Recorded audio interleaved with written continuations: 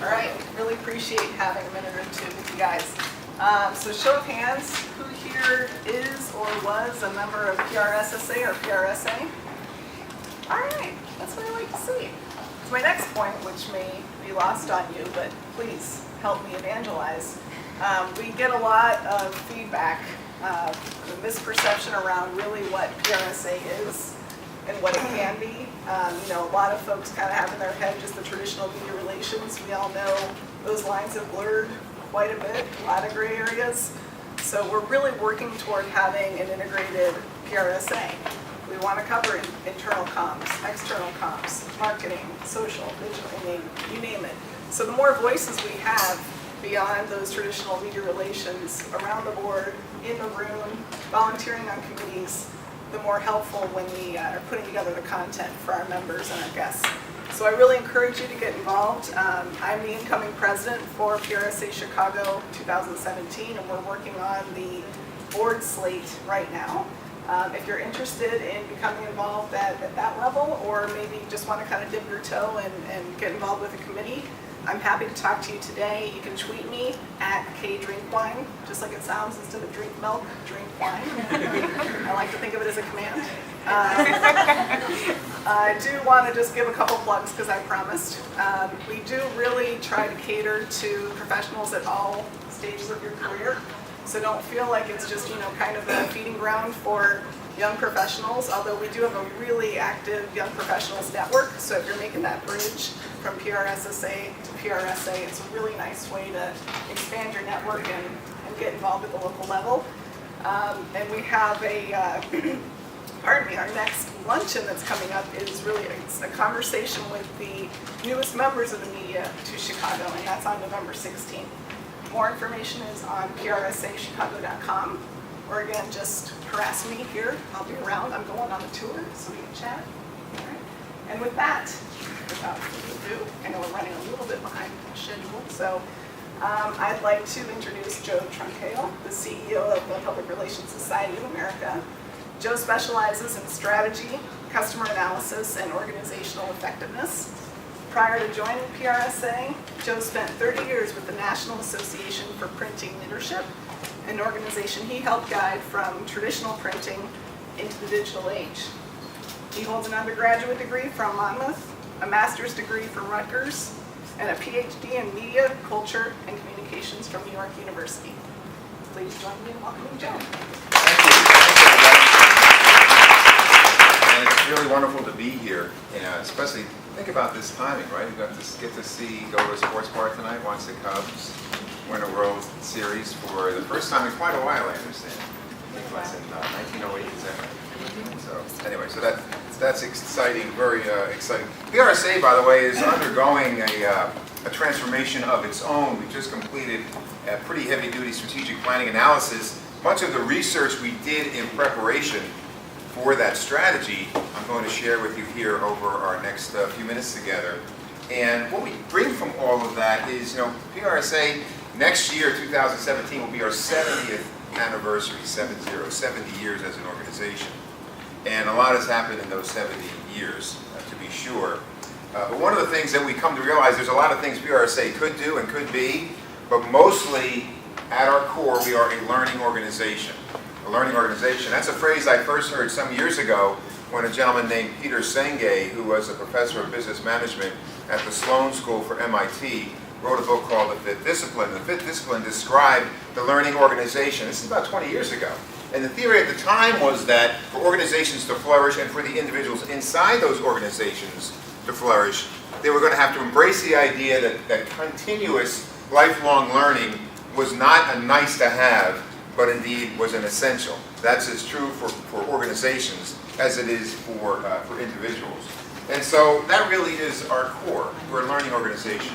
We're doing it now in ways that our forefathers and founders could never have dreamed, using technology and other approaches. So I'm going to share with you a couple of slides here. By the way, if you're ever in New York City, we're headquartered in the financial district, Lower Manhattan. If you're ever in town, give us a call. We're actually moving. We're moving a couple blocks over. The building that we're in is owned by the Federal Reserve. Our lease is up. And so, I just share, but they told us that two things. One, square footage rate is going to increase by a factor of 50%. And the second thing they told us was, and I still can't figure this out, we're leasing 22,000 square feet. They said, we made a mistake when we did the layout. You really have 25,000 square feet, so that's what we're going to be billing you for. Which is a problem because we don't even need the 22. So anyway, we're moving a few blocks over, 120 Wall Street, and just sometime in early December, we'll be literally on Wall Street, but at the foot of the East River. So that's where we're headed. But if you're in town, please come around, give us a call, send us an email, whatever. Love to have you come by and spend some time with my colleagues there at PRSA National Headquarters in New York City. Speaking of New York City, if you do come to town, make it a point, go over to Baruch College. There's a museum of public relations. You say, well, what in the world? Well, I came out of the printing industry, as you probably heard, to talk about an industry that's transforming. If you want to learn how the digital age has impacted industries, later on we can talk about the printing industry if you'd like. By the way, this area we're in right now, Chicago, is one of the biggest print centers still in the entire country. So there's a museum of printing. I visited one in Germany. It was actually Johann Gutenberg's shop, right? He was the person of the millennium in 2000 for, of course, credited anyway, with inventing the printing press. Interesting story about Johann Gutenberg. He died broke. Some would say that's typical of a printer, right? They have all this career success and end up dying broke. But anyway, there's a museum of public relations, and it's housed at Baruch College in Manhattan. If you get a chance to visit there, they really have some wonderful, wonderful things, documents, and great information. And so we've been working more closely with them. Obviously, right, Ivy Lee, the public be informed. So I'm working this thing. I hope there's probably garage doors going up and down all over the greater Chicagoland area when I do this here, but we'll give it a shot. And so we talk about, right, the age of mass media. Think about mass media in the 1930s and 50s was primarily what? What was mass media? Well, it's newspapers, right? How's the newspaper industry doing right now? A friend of mine used to be the CEO of John Sturm. We did a lot of work with him when I was with the Printers and the Newspaper Association of America. Boy, has that changed. I just read in this morning, Gannett made a bid for the Tribune Company, which owns the Chicago Tribune and also the LA Times. $685 million was the offer. There was a handshake agreement. They're now backing out. Newspapers are being transformed rapidly. I sit on the board of directors for a privately held newspaper company in central Pennsylvania. These are challenging times, but that was mass media, right, at one time. And then, of course, as we progress, things sort of change right to where we are now with newspapers, but on digital platforms. And again, changing very, very rapidly. I have a slide. I don't have it here. I should have included. You can find it's a picture of a Blockbuster video store. Anybody here a Blockbuster Video? Anybody visit a Blockbuster video store lately? No, you can't. Why? Because they're gone. Why are they gone? What happened to Blockbuster Video? Netflix, right. It's a classic marketing story, which, by the way, I read all the time. In addition to getting my doctorate at NYU, I also teach there as an adjunct in the Strategic Communications Department and have since 2002. So I read everything I get my hands on, right? And so there's this idea about being what business you're in. Theodore Levitt, who wrote an article called "Marketing Myopia." It's still one of the most widely downloaded articles in the Harvard Business Review. Marketing Myopia, wrote it in 1960. It's relevant today.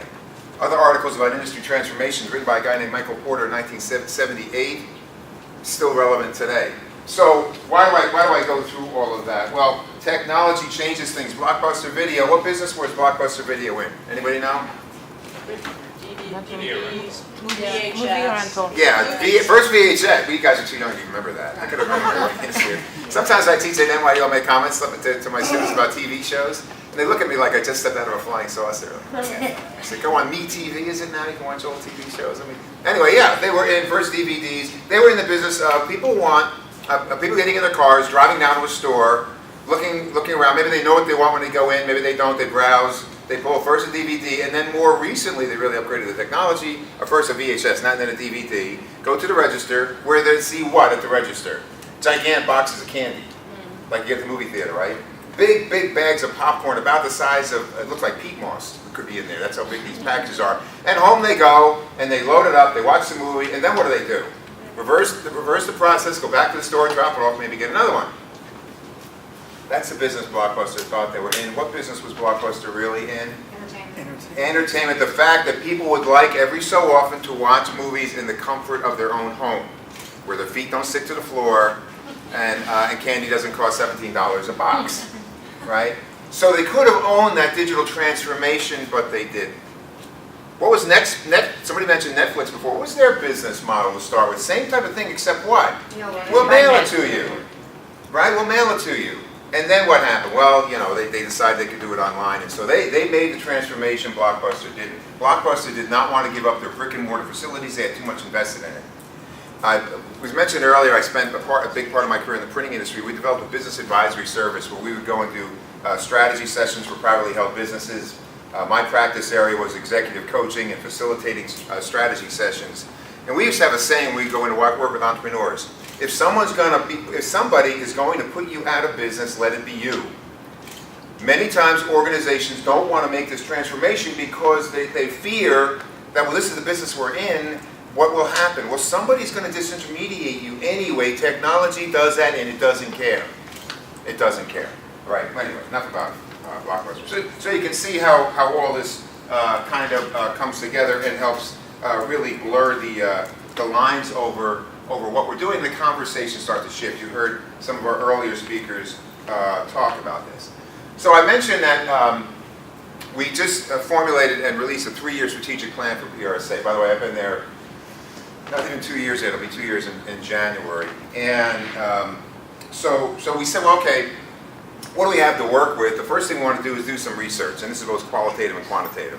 Okay, I admit it, you heard before, right? A PhD. So they make you take research courses at NYU, I guess at any PhD program, right? Qualitative and quantitative. And so we wanted to decide, we said we've got to go out and find some more information. We've got to find out what's going on. What are practitioners thinking about their position right now? What are they thinking about the future? What skill sets are they going to want? What knowledge are they going to want? What are they going to be asked of by the people who pay them, be they clients or inside the organization? We know it's going to change, but how and from what to what? And so we did a lot of investigation. And by the way, what came out of that was technology matters for sure. You know what still matters though? Relationships. I was glad to hear Andy talk about, when's the last time you wrote a personal note to somebody, handwritten, a nice letterhead or a nice card or a note, and mailed it to somebody? Okay. I can count on one hand the number of mail I get. It's probably why I'm not in the printing industry anymore. Now I'm over here, right? Every day, on one hand, I can count the number of pieces of mail I get at the office. You know how many emails I get a day? A lot. A lot, right? So anyway, relationships matter. Handwritten notes can help that. So we said, okay, we want to do some research. And so we went out and we asked, and we did this branding study. And we reached out to members of PRSA, non-members of PRSA. When you're in the association business, by the way, there's 3 categories of audiences. People who are members, people who once were members, we call them former members, and people who've never been members. And so we reached out to all 3. We got an excellent response. And we said, well, tell us what you think what you're working on now, what you think you'll be working on within the next 2 to 3 years. And here's how the numbers lay out. It's a very busy slide. There's a lot on there. 71% media relations, social media, branding, corporate events, crisis management. You get the picture. Not a lot of really surprising feedback here, for sure, in terms of what we're currently working on based on the research that we've done. Social media and analytics on the rise, job roles becoming more complex, less of a focus of what we would consider traditional roles in PR. More focus in social media, big surprise, right? We just had that, Andy was up here talking about how you measure that. Measurement, evaluation, branding, reputation management, and marketing. And so I want to take just a minute and touch on this number 2 here, this measurement and evaluation, because that's very, very important. It's a big topic of discussion in the public relations and strategic communications field, right? How do we measure what we do? And all the research and all the data that I've seen suggests to me this is going to grow in importance. This is going to become more and more and more significant. Now, our brethren on the direct marketing side, right? They know how to do this, right? They do lead generation campaigns, and there's all types of measures that can be attached to that. By the way, I mentioned I teach at NYU. The course I'm teaching this semester is Finance for Marketing Decisions. It's really cool to get a bunch of integrated marketing master students, and I have to teach them finance. It's interesting. But measurement and evaluation on the marketing side has been there for a long time. On the PR side, a little bit more challenging. It's going to become more and more challenging. I'll tell you just a quick story at our own shop. Our director of PR came to me some time ago, and we had reached a certain number of Twitter followers. It was very exciting.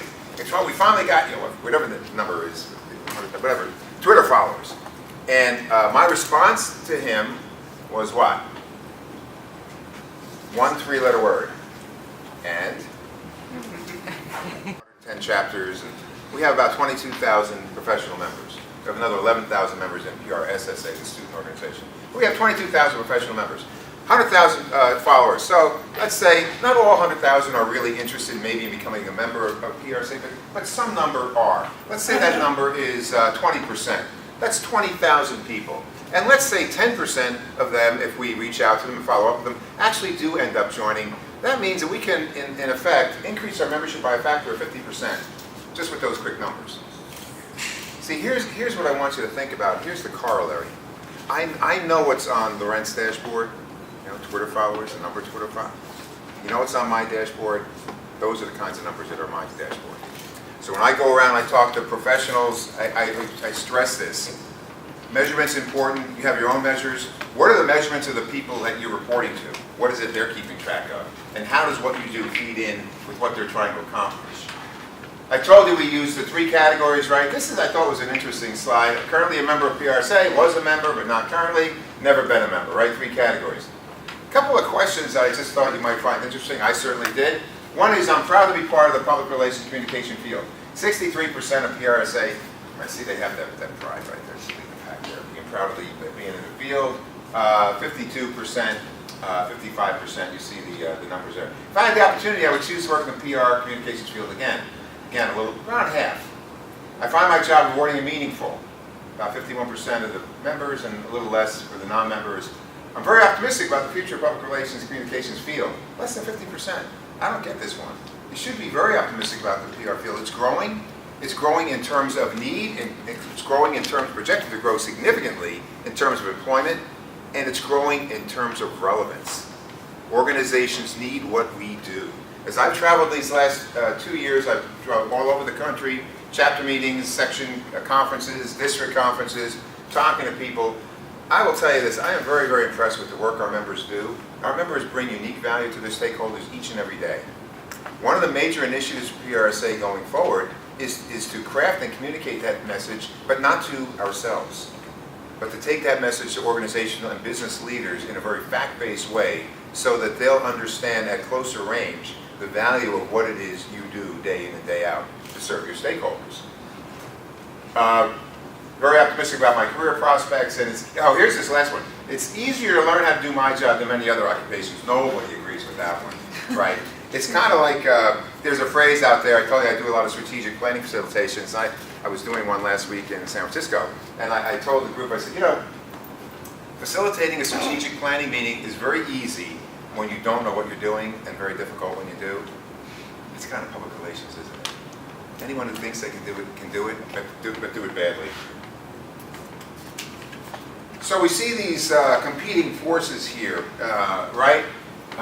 And kind of some thought. PR strengths, building brand trust, engaging stakeholders. Okay, that's where PR plays traditionally. Marketing strengths, turn that awareness into sales. Anybody have an issue with this one? Marketing really doesn't create sales. Marketing sets the stage for sales to happen, I think. Actually, the function can be broken down in 3 steps. There's marketing, which is to figure out a way to generate leads. There's a sales management function, deciding what to do with those leads and who and how. And then the last piece is actual sales itself. And of course, advertising strengths, maintaining awareness. What do you notice when you see these 3 areas of functional responsibility between PR, marketing, and advertising? Where are they now? Or where are they headed? What do you think? It's all coming together, isn't it? It's all coming together. And the dividing lines are becoming less and less noticeable and less tangible.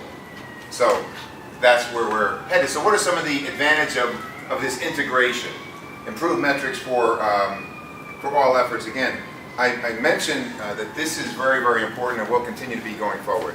How we measure the effect of what we do. When I was in the business advisory business, we'd go in and we would do company audits and we would interview employees, and we always tried to find out for sure what their contribution was so that we could measure performance. Organizational performance was one of the offerings we did. And so sometimes we'd go around and we'd interview senior managers in the company, and we'd ask the question, so what are your numbers? What are the numbers that drive your area of responsibility? And we'd look for 3 to 5 numbers, maybe as many as 7, that really drove that piece of the business. And every once in a while we'd come across somebody who would respond this way. They would say something like, well, it's really hard to measure my job. And of course, I would say, well, that's actually good news, because maybe we don't need you.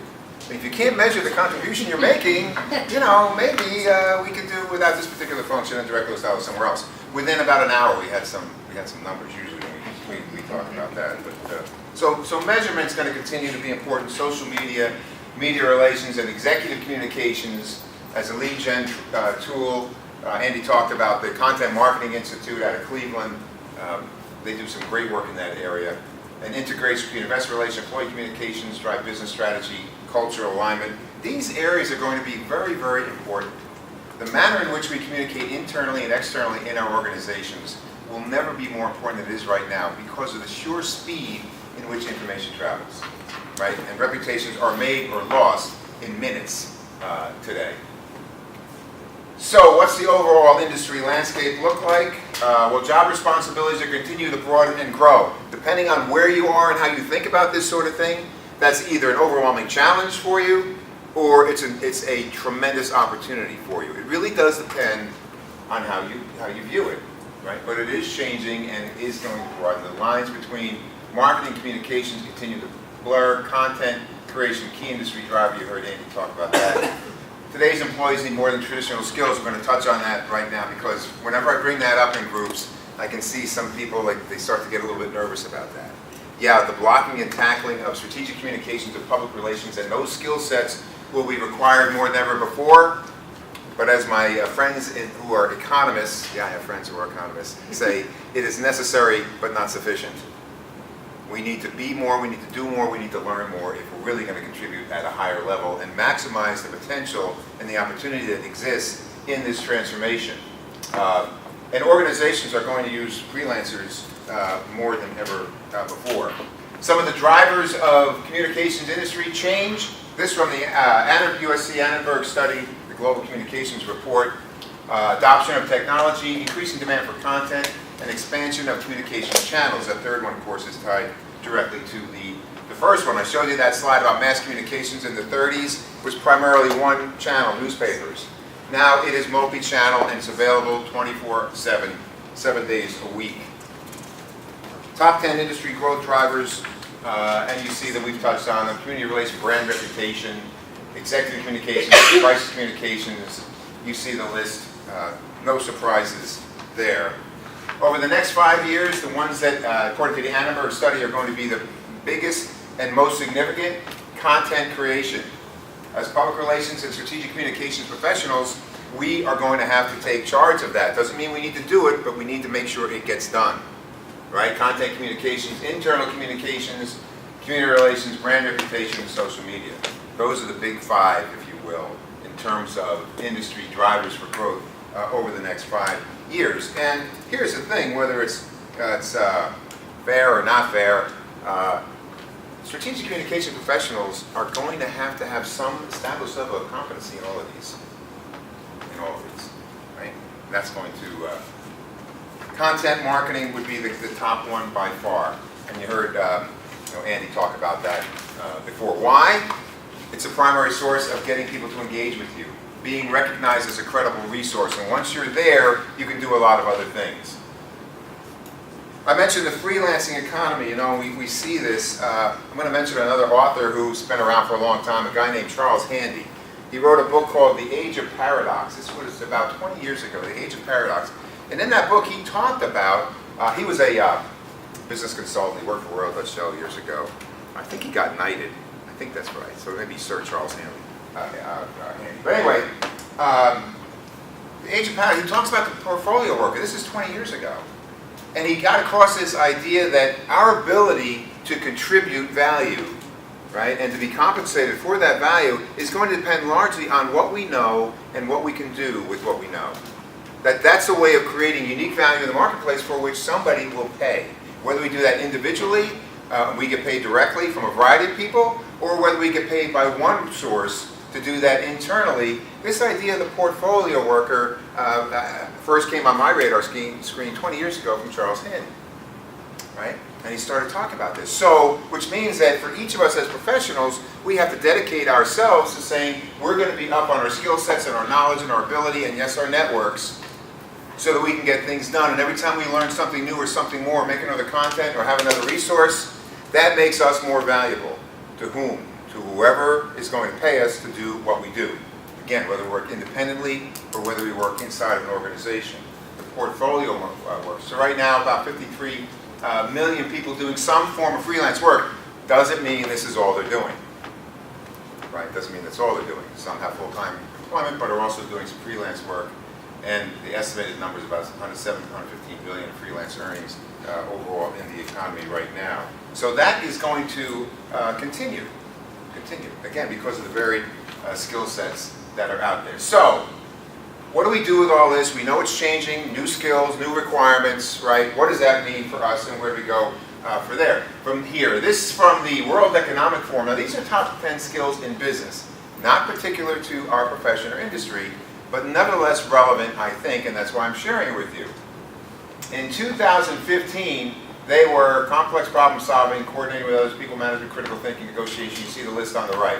In 2020, look at number 1, complex problem solving. The ability to figure things out. I was meeting with the CEO of the American Management Association a few weeks ago in his New York office. He calls it grit. He said that's what employers are looking for. They're looking for grit. People who can tough it out, figure it out, aren't daunted by having to take on a challenge that they're not familiar with, and pull together resources and knowledge and teams and work collaboratively to find a solution to figure things out. Why? Because the roads that we're embarking on, they're not super highways, right? Some of these trails are paths we have to beat while we walk them. So this high level of intellectual curiosity undergirded by a strong learning system, and this is an individual choice each of us make, a strong learning system will lead us here. So being able to figure things out and solve problems, critical problem solving, and you see the rest of the list here. How about this one, people management? What's a phrase often used in organizations to describe people management? Or working with people. What do they call those skills? Everybody here, there's a phrase. Everybody hear soft skills? Soft skills. Soft skills. I used to say that to the clients I go to work with. Anytime I hear that phrase, I say, do me a favor, let me see your P&L for a minute. The money, they're on the expense side of their P&L, it's either number 1 or number 2, almost always, is what? Payroll expenses, payroll and related expenses. There's nothing scoffed about developing a skill set that that maximizes the potential of the folks that you're investing your number 1 or number 2 expense in. You're spending a lot of money on people. How about investing in making sure that the people you're investing this money in operate the highest level possible? That means supervisory skills, it means managerial skills. Many times though, they're just kind of left, right? We get promoted to a higher level because of what, generally speaking, in all industries? Because of our technical skills. The best salesperson in the organization becomes what? The sales manager. Different job, big mistake. Best salespeople I ever knew loved to work on their own.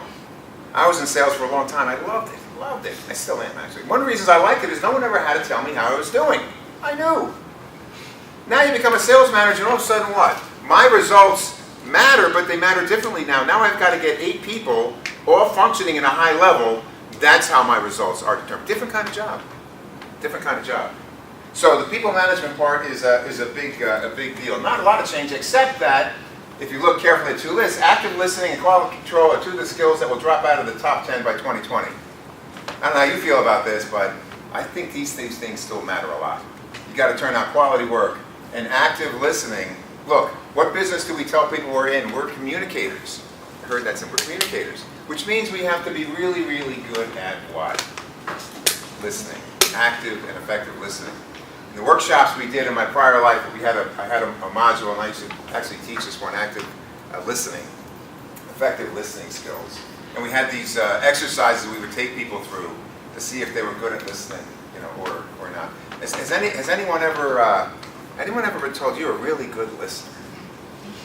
I'll tell you, in the executive coaching business, I was actually asked this one time. So you do these calls with CEOs, and you talk with them, and you spend time with them, and what's the value proposition? I said, well, I thought about that, and I'm going to tell you, one of the values that I bring is to that exchange is the ability to listen without judgment or emotion.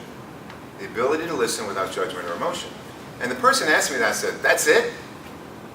To which I responded, I practice this, well, who does that for you? Who listens to you without judgment or emotion? Judgment or emotion meaning not trying to solve your problem, not interrupting you with their good idea about what you need to do or a solution. I had this actually with my wife some years ago. It was we're in kind of the same business, and after work we talk about stuff. We're in both work for associations, and she'd start telling me, oh, we have this, we have that, and I'd say, oh, why don't you do this, or have you tried that, or why don't you? So one time we're having this conversation, and all of a sudden, I said, I think I know what she needs to do here, and she just says, stop. I don't want your ideas, I don't want your suggestions, I don't want your thoughts, I don't want you talking, I just want you to listen. You think you can do that? I just want you to listen. It's going to be very adamant. It's actually, I'm surprised we ever eventually got married. We were dating at the time. I said, this isn't going to go anywhere. But she made a point. Sometimes you just want people to listen, and as you're explaining what's going on, you find your own solution. And it's you, and because it's yours, it's the most effective, and you're most likely to act on it. So active listening will always matter. Anyone ever heard this phrase, emotional intelligence? Anybody know the guy who wrote the book? Daniel Goleman, G-O-L-E-M-A-N, Daniel Goleman, emotional intelligence. What does that mean even? Do we know what that means? Emotional intelligence. It's kind of what we talked about earlier. The ability to get on with people. To be able to, to get along with people. Cognitive flexibility. There's a new phrase for you, right? So what that really means is, again, that inquisitive nature, that intellectual curiosity supported by an active and enduring learning system. It really is going to set you apart, and make no mistake about it. PRSA is a wonderful organization. Our chapters are really great. We have a lot of great relationships that are formed and friendships, but you are in competition like never before. You. Not just your organization, not just your department, you, right, as an individual contributor. And so having an active learning system is real important. By the way, I'll just mention this real quick. My son got out of graduate school a few years ago, and I was in an executive coaching program myself. I used to come here to Chicago 4 times a year for a full-day session. It was called Strategic Coach. A guy named Dan Sullivan is the creator of it. Excellent program, wonderful guy. And I was in it for a number of years. Anyway, he boiled this down to 4 things which he called the four referable qualities. 4 referable qualities. Show up on time. 2 is finish what you start. 3 is do what you say you're going to do. And 4 is say please and thank you. I told my son these 4 things, right? Finish what you start, do what you say you're going to do, show up on time, say please and thank you. Sitting down, having this heart-to-heart. He just got out of grad school. He's starting a new career with a company called Fiserv. So I laid this out for him, and what do you think his response was? That's it? I said, no, that's not it. But let me ask you a question. Do you know anyone who doesn't always do what they say they're going to do? You know any people who don't always finish what they start? Or don't show up on time? Or don't say please and thank you? Don't be that person. Commit to doing these other things, and your stock will rise married up with the other skill sets you already have. Skills, again, that will be in demand in 2020. Written communication skills, we say verbal, although I have a thing about this, it's really oral communication by its written definition, as you probably know. Verbal means expressing words, either written or spoken. For our purposes, we'll consider that oral communication, strategic planning, social media. You see the list here of skills, again, from the Annenberg study. What we've heard from executives in the communication industry. Now, I'm going to just take a second on this one, because if you look at this list, this is some people very, very high up in agencies whose names you would recognize, right? I talked to this one woman, and I said, well, tell me about the skill sets that you're looking for. And this is what she said. In fact, she said, we have a learning management system at PRSA, electronic learning. You can go online and download courses and go at your own speed and so forth. She said, if you had these things, I'd be your biggest customer. There's the list. I got them. It's in my notebook. It's still right back there. Supervisory skills. People come here, we need to put them in charge. I've talked to groups and they say, okay, the good news is I just got a promotion. I supervise 5 people now. The bad news is I just got a promotion. I supervise 5 people now. And they're always tugging at me, they're always pulling at me, and I have to do my work. Wait a minute now. Your work is now those 5 people. Supervisory skills, right? No training. Business and financial acumen, and don't moan and groan when I say financial acumen. We need to know something about finance, and I get it. I've heard this over and over again, the whole we hate math thing, that's why we're communications majors, right? Come on now. Business and financial acumen. Know what drives business results. And again, know what's on the dashboard of the C-suite, folks. And your contribution will be a lot more appreciated. Consultative selling is a big one. Project management. Ability to convey a UVP. What is that? Unique value proposition, right? Unique value proposition. And negotiating skills. This was on the list of some of the people who run some of the biggest agencies in the world in terms of what they're looking for. There's the list of the respondents who are in the business now saying that they're working on it. Notice a little disconnect? Here's the thing, again, like my economics friends. It's not that these things aren't necessary, they are. But as we go forward, and very, very quickly, you're going to see this start to happen, they are necessary but not sufficient. If you can supplement these skill sets with even some level of proficiency at these, now you've really got something. You are going to be in demand and you're going to separate yourself from the competition. And again, it is about being competitive. You're your own brand, you're your own unique offering, and it's important to understand that as you seek to differentiate yourself as we go forward.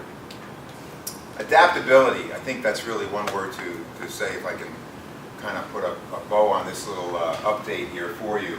Be a huge skill. Communication landscape is changing so fast. Open-mindedness is essential. Employers, whether it's in an agency, corporate, not-for-profit, education, it doesn't matter. Increasingly, people who are making decisions to bring people in are looking for adaptability, flexibility, creative problem solving, right? Critical thinking skills, more and more in all positions, and that includes all the ones we work in. And so you're going to be hearing and seeing more and more about this. The good thing is that this is a big part of what PRSA is working on now, and you'll see us rolling out coursework that will address head-on these skill sets, in addition to the other programs and topics that we've been offering all along. So we're going to supplement those with these because we're convinced, I'm convinced, increasingly this is only going to be needed, but will begin to set you apart in the marketplace. There's a final, I promise, the last book, and then I'll stop, written by a guy named Jeffrey Salingo. Have you heard of it? It's called There Is Life After College. It's a very well-researched book. There Is Life After College, Jeffrey Salingo. It's a terrific book, well-researched. He went around talking to people who got out of college, some graduate students, some undergrad, and are somehow having a tough time connecting with the job that they're looking for. They can't find a job. And they have student loans, and they're really getting frustrated. So he interviewed them, he interviewed their parents, he interviewed employers, trying to figure out why is there such a gap, because when he interviews employers, what do you think he's hearing from them? We can't find people. Well, what's going on here? Got a bunch of people who've got degrees, advanced degrees, smart people, ready to go to work and contribute. You've got employers saying, I need people. What's going on here? Well, there's a little bit of a disconnect there. So he took a really close, hard look at that and what's causing that disconnect, hence the book. But, so there's a lot to it. Ray Kotzer, who's on our board, he's the non-executive chairman of Ketchum.